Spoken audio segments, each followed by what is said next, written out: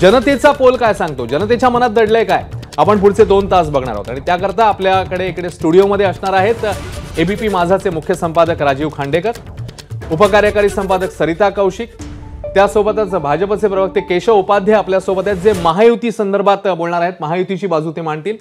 त्यानंतर महाविकास आघाडीच्या वतीने प्रतिनिधित्व करतायत आपल्यासोबत आहेत ठाकरेंच्या शिवसेनेच्या सुषमा अंधारे।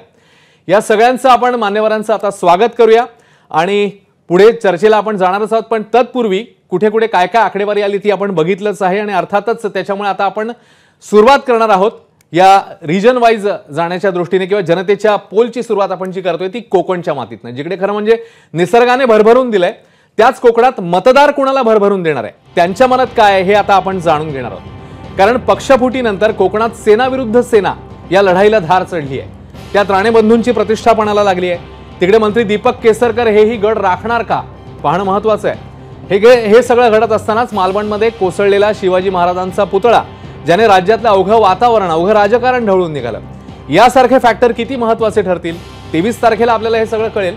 मात्र तुर्तास मतदार राजाच्या मनामध्ये नेमकं काय आहे आणि हे जाणून घेणार आहोत जनतेच्या पोलमधनं, त्याकरता जाणार आहोत कणकवलीमध्ये। काय चित्र राहील आमच्या मतदारसंघात? नितेश राणे जास्तीत जास्त 40 ते 50 हजाराच्या मताधिक्याने निवडून येणार आहे। जिल्ह्यातलं काय चित्र असेल? जिल्ह्यातले तिन्ही सीट ह्या महायुतीच्याच लागणार। आणि राज्यात कुणाचं वारं आहे असं वाटतं? राज्यात महायुतीचंच वारं आहे। महायुतीचंच वारं आहे। जिल्ह्यात काय चित्र? जिल्ह्यात तिन्ही सीट महायुतीच्या आहे ना।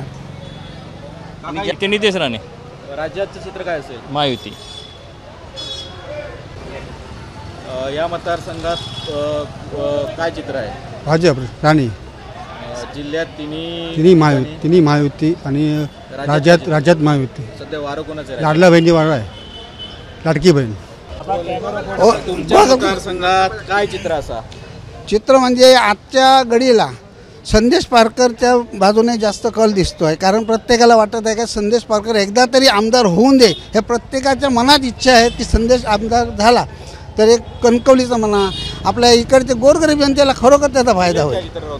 जिल्ह्यात सुद्धा जवळजवळ सगळे आपले मशाल सगळे येतात, सगळे कोणाचा वारा?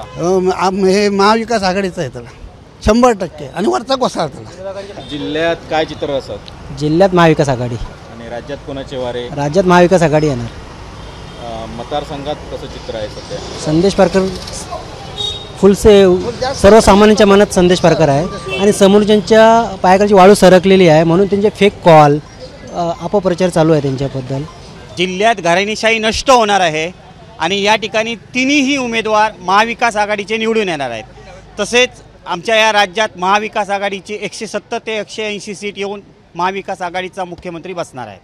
जिल्ह्यात वैभव नाईक तिकडे कुडाळमध्ये, सावंतवाडीत केसरकर आणि ते अटीतडीची लढाई असेल।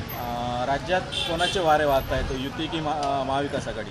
हां, राज्यात महाविकास आघाडी। आता त्याचं नशीब असताना तो निवडा येतो, ज्याचं काम असताना तो निवडा येतो असं। राज्यात युती की महाविकास आघाडीचे वारे वाहतात, कोणाचे बाजून सत्ता येऊ शकता काय वाटतं? तर जरा कठीण आहे, पण युतीचं जास्त वाटतं। युतीचे वारे? हां, युतीचे शिवसेना भाजप युतीचे जोर वाटतं, कारण त्यांनी ते लाडक्या बहिणीचे पैसे जे वाटलेले आहेत त्याचा परिणाम येऊ शकता। एबीपी माझा, उघडा डोळे बघा नीट।